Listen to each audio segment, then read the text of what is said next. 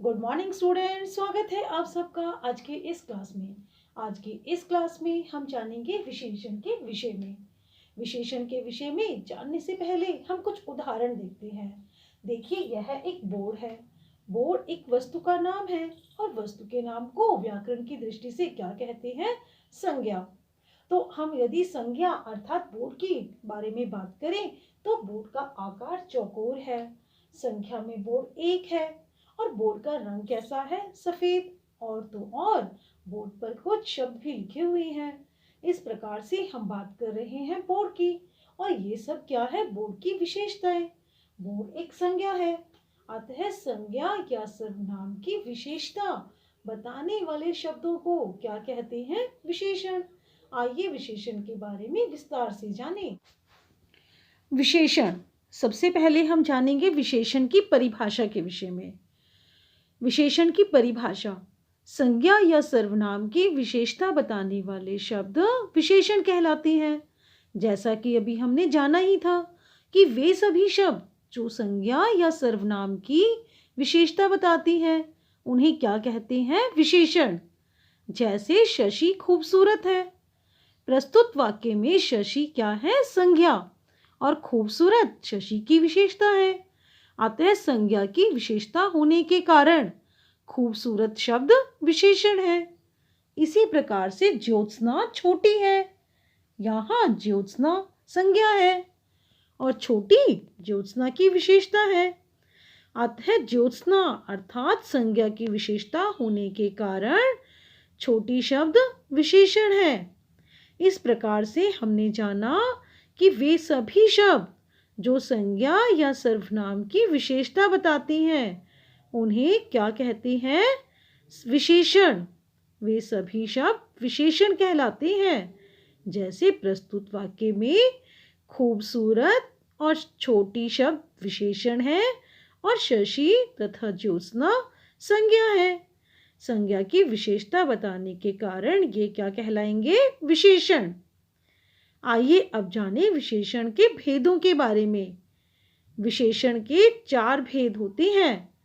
पहला गुणवाचक विशेषण, दूसरा संख्यावाचक विशेषण, तीसरा परिमाणवाचक विशेषण और चौथा है सार्वनामिक विशेषण। इस प्रकार से कितने विशेषण हो गए? गुणवाचक विशेषण, संख्यावाचक विशेषण, परिमाणवाचक विशेषण, सार्वनामिक विशेषण। आइए अब जानें गुणवाचक विशेषण के बारे में। जिस शब्द से संज्ञा या सर्वनाम के गुण, रूप, रंग आदि का बोध होता है उसे कौन सा विशेषण कहते हैं? गुणवाचक विशेषण। जैसे बगीचे में सुंदर फूल हैं, धर्मपुर स्वच्छ नगर है, स्वर्गवाहिनी गंदी नदी है और स्वस्थ बच्चे खेल रहे हैं। प्रस्तुत वाक्यों में सुंदर, स्वच्छ, गंदी और स्वस्थ शब्द क्या है? संज्ञा की विशेषता बता रहे हैं। अतः ये सभी शब्द कौन से विशेषण कहलाएंगे? गुणवाचक विशेषण में। गुणवाचक विशेषण भी बहुत प्रकार के होते हैं। जैसे समय संबंधी, नया, पुराना, ताजा, वर्तमान, भूत, भविष्य। जैसे हम कहेंगे यह तो मेरा नया सूट है, तो सूट कैसा है? नया। स्थान संबंधी, जैसे यह बहुत लंबा बरामदा है, तो बरामदा कैसा है? लंबा। आकार संबंधी, जैसा हमने जाना ही था, हमारे बोर्ड का आकार कैसा था? चौकोर। तो चौकोर क्या हो गई? संज्ञा के आकार संबंधी विशेषता हो गई। तो ये सभी विशेषताएं संज्ञा सर्वनाम के कौन से विशेषण का भेद कहलाएंगे? गुणवाचक विशेषण का। संज्ञा सर्वनाम की विशेषता बताने वाले शब्द विशेषण। और विशेषण के कौन से भेद के उदाहरण हम पढ़ रहे हैं? गुणवाचक विशेषण। आइए और जानें गुणवाचक विशेषण के बारे में। दशा संबंधी भी गुणवाचक विशेषण होते हैं। जैसे वह व्यक्ति बहुत मोटा है, वहां गरीब मजदूर बैठा है।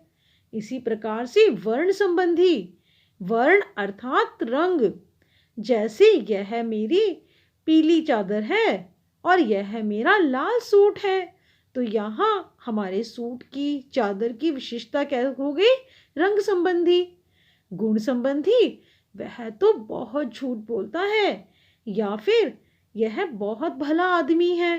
तो यह उसकी कैसी विशेषताएं हो गई? संज्ञा की गुण संबंधी। और संज्ञा संबंधी भी कुछ विशेषताएं होती हैं, जैसे बनारसी साड़ी, लखनवी कुर्ता, मुंबईया स्टाइल या मुंबईया तरीका। तो ये सभी सब शब्द भी विशेष्य अर्थात संज्ञा सर्वनाम की विशेषता बता रहे हैं। तो ये सभी शब्द कौन से विशेषण कहलाएंगे? गुणवाचक विशेषण। आइए अब जाने संख्यावाचक विशेषण के बारे में। हमने जाना वे सभी शब्द जो संज्ञा सर्वनाम के गुण के विषय में बताते हैं वे गुणवाचक विशेषण कहलाते हैं। तो इसी प्रकार से जो विशेषण संज्ञा सर्वनाम की संख्या का बोध दें, उनके संख्या का बोध कराएं, हमें संख्या के विषय में ज्ञान दे, वे कौन से विशेषण कहलाएंगे? संख्यावाचक विशेषण। जैसे कक्षा में 40 विद्यार्थी उपस्थित हैं। यहाँ कितने विद्यार्थी हैं? 40। रोहन 4 अंडे खाता है। अंडे संज्ञा है, कितने अंडे के बारे में बात की जा रही है? 4। तो यहाँ संज्ञा या सर्वनाम की संख्या के बारे में बात हो रही है। तो ये विशेषण का कौन सा भेद कहलाएगा? संख्यावाचक विशेषण। अतः वह विशेषण जो संज्ञा सर्वनाम की संख्या का बोध दे, हमें संज्ञा सर्वनाम की संख्या के विषय में बताए, वे कौन से विशेषण कहलाते हैं? संख्यावाचक विशेषण।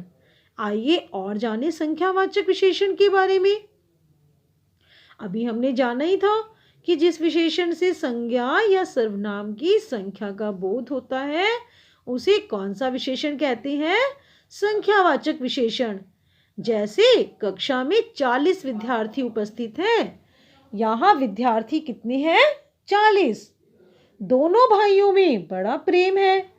भाई कितने हैं? 2। उनकी दूसरी लड़की की शादी है। कितनी लड़कियां हो गई? दूसरी लड़की की।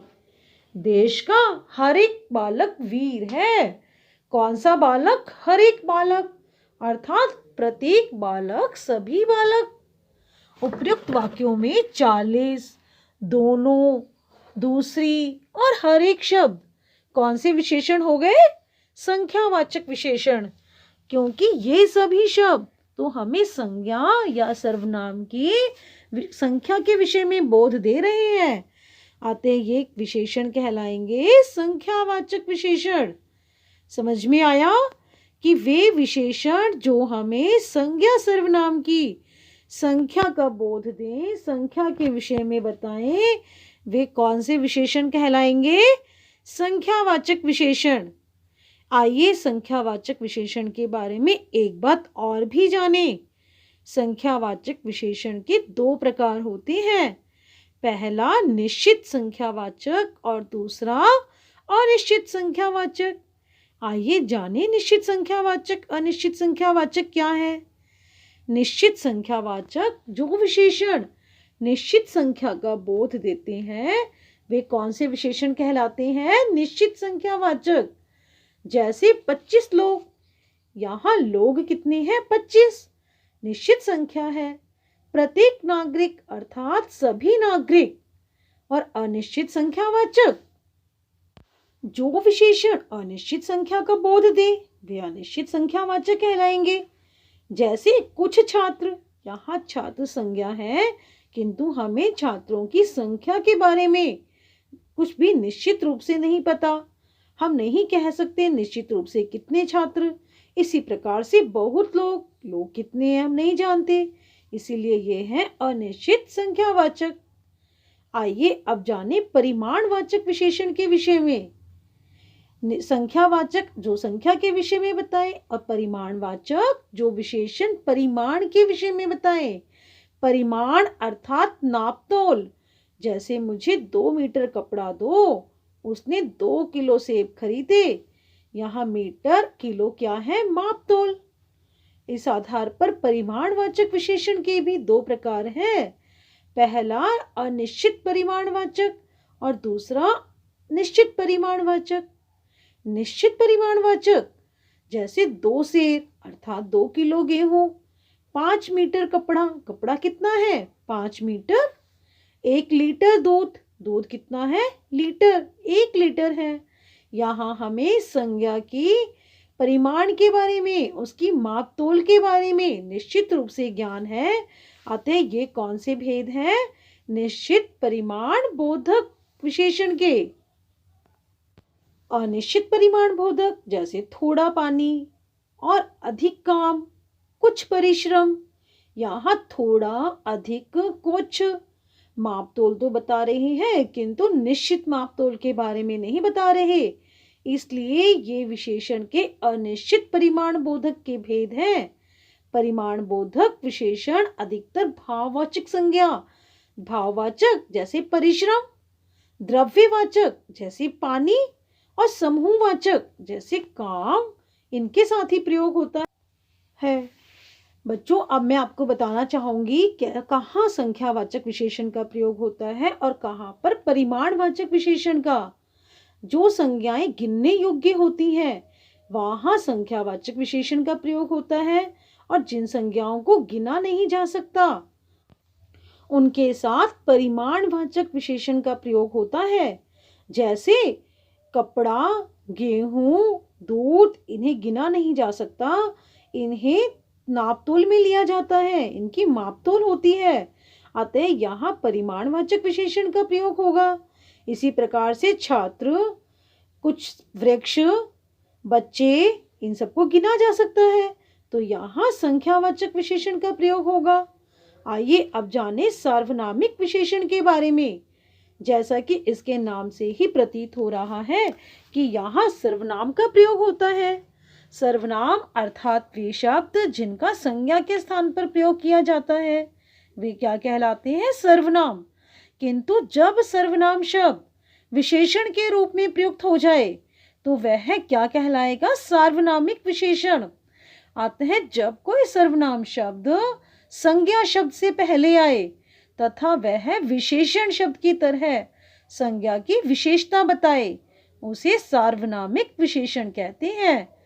बच्चों, इसका अंतर समझने का सबसे अच्छा तरीका है कि आप देखेंगे जहां भी सर्वनाम शब्द है और यदि जस्ट सर्वनाम शब्द के बाद ही संज्ञा शब्द आ रहा है और वह सर्वनाम संज्ञा की विशेषता बता रहा है तो वह विशेषण का कौन सा भेद हो गया, सार्वनामिक विशेषण। जैसे वह आदमी व्यवहार से कुशल है, यहाँ वह सर्वनाम है और आदमी संज्ञा, यहाँ वह आदमी की विशेषता बता रहा है। अतः विशेषता बताने के कारण यहाँ सर्वनाम सार्वनामिक विशेषण के रूप में है। दूसरे वाक्य में देखिए, कौन छात्र मेरा काम करेगा, यहाँ कौन क्या है, सर्वनाम। याद आया प्रश्नवाचक सर्वनाम का भेद। किंतु यहाँ कौन छात्र अर्थात संज्ञा से पहले आया है और वह संज्ञा की विशेषता बता रहा है, अतः कौन शब्द है, सार्वनामिक विशेषण। आइए अब जाने प्रविशेषण के बारे में। प्रविशेषण यह शब्द आपके लिए बिल्कुल नया है। इसे देखिए एक बार कि वे सभी शब्द जो विशेषण की भी विशेषता बताते हैं उन्हें क्या कहते हैं, प्रविशेषण। आपने जाना विशेषण के बारे में, किंतु बच्चों कुछ शब्द ऐसे हैं जो विशेषण की भी विशेषता बताते हैं, उन शब्दों को प्रविशेषण कहा जाता है। जैसे श्याम सुंदर बालक है। इन वाक्यों के आधार पर हम विशेष्य और विशेषण के अंतर को भी जानेंगे। यहाँ श्याम कौन है, संज्ञा, और श्याम की विशेषता क्या है, सुंदर, अतः सुंदर शब्द विशेषण है और श्याम विशेष्य अर्थात जिसकी विशेषता बताई जाए उसे क्या कहा जाता है, विशेष्य। विशेषण और विशेष्य यह इनका भेद है। अब है दूसरे वाक्य में, आप देखिए, श्याम बहुत सुंदर बालक है। अभी हमने जाना श्याम सुंदर बालक है, सुंदर विशेषता है, किंतु सुंदर भी कितना है, बहुत। अतः विशेषण की भी विशेषता क्या है, बहुत शब्द। अतः प्रस्तुत वाक्य में श्याम विशेष्य, क्योंकि श्याम की विशेषता बताई जा रही है।